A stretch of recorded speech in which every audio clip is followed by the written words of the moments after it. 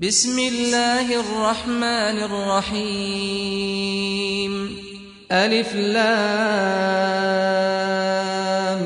ميم تلك آيات الكتاب الحكيم هدى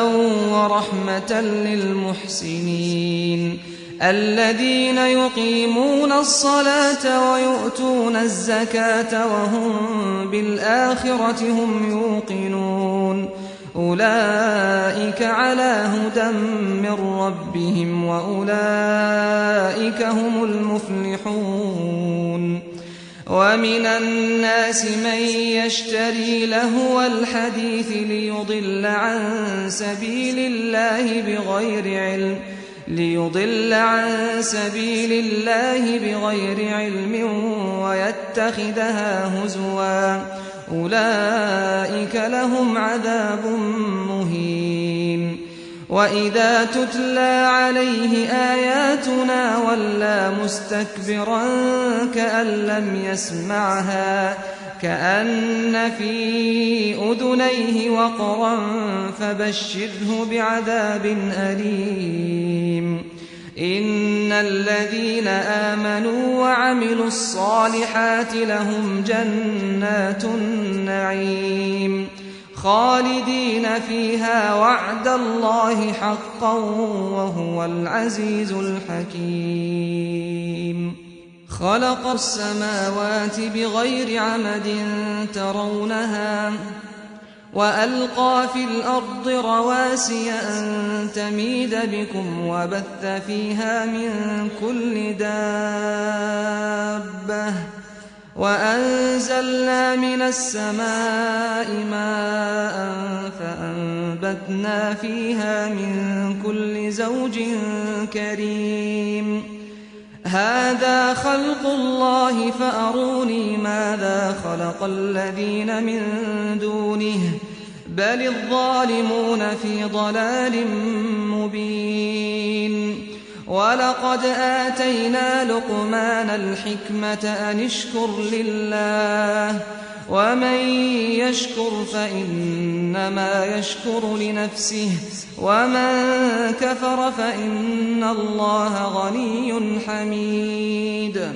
وإذ قال لقمان لابنه وهو يعظه يا بني لا تشرك بالله إن الشرك لظلم عظيم ووصينا الإنسان بوالديه حملته أمه وهنا على وهن وفصاله في عامين أن اشكر لي ولوالديك إلي المصير وإن جاهداك على أن تشرك بي ما ليس لك به علم فلا تطعهما وصاحبهما في الدنيا معروفا واتبع سبيل من أناب إلي ثم إلي مرجعكم فأنبئكم بما كنتم تعملون يا بني إنها إن تك مثقال حبة من خردل فتكن في صخرة أو في السماوات أو في الأرض حبة من خردل فتكن في صخرة أو في السماوات أو في الأرض يأت بها الله إن الله لطيف خبير يا بني أقم الصلاة وأمر بالمعروف وانه عن المنكر واصبر على ما أصابك إن ذلك من عزم الأمور ولا تصعد خدك للناس ولا تمش في الأرض مرحا إن الله لا يحب كل مختال فخور واقصد في مشيك واغضض من صوتك إن أنكر الأصوات لصوت الحمير ألم تروا أن الله سخر لكم ما في السماوات وما في الأرض وأسبغ عليكم نعمه ظاهرة وباطنة ومن الناس من يجادل في الله بغير علم ولا هدى ولا كتاب منير وإذا قيل لهم اتبعوا ما أنزل الله قالوا بل نتبع ما وجدنا عليه آباءنا أولو كان الشيطان يدعوهم إلى عذاب السعير ومن يسلم وجهه إلى الله وهو محسن فقد استمسك بالعروة الوثقى وإلى الله عاقبة الأمور ومن كفر فلا يحزنك كفره إلينا مرجعهم فننبئهم بما عملوا إن الله عليم بذات الصدور نمتعهم قليلا ثم نضطرهم إلى عذاب غليظ ولئن سألتهم من خلق السماوات والأرض ليقولن الله قل الحمد لله بل أكثرهم لا يعلمون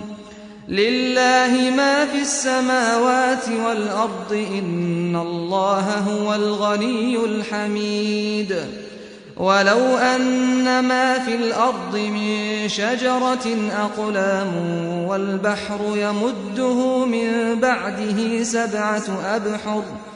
والبحر يمده من بعده سبعة أبحر ما نفدت كلمات الله إن الله عزيز حكيم ما خلقكم ولا بعثكم إلا كنفس واحدة إن الله سميع بصير ألم تر أن الله يولج الليل في النهار ويولج النهار في الليل وسخر الشمس والقمر كل يجري إلى أجل مسمى وأن الله بما تعملون خبير ذلك بأن الله هو الحق وأن ما يدعون من دونه الباطل وأن الله هو العلي الكبير ألم تر أن الفلك تجري في البحر بنعمة الله ليريكم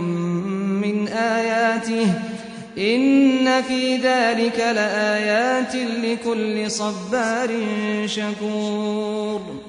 وإذا غشيهم موج كالظلل دعوا الله مخلصين له الدين فلما نجاهم إلى البر فمنهم مقتصد وما يجحد بآياتنا إلا كل ختار كفور يا أيها الناس اتقوا ربكم واخشوا يوما لا يجزي والد عن ولده ولا مولود هو جاز عن والده شيئا إن وعد الله حق فلا تغرنكم الحياة الدنيا ولا يغرنكم بالله الغرور إن الله عنده علم الساعة وينزل الغيث ويعلم ما في الأرحام وما تدري نفس ماذا تكسب غدا وما تدري نفس بأي أرض تموت إن الله عليم خبير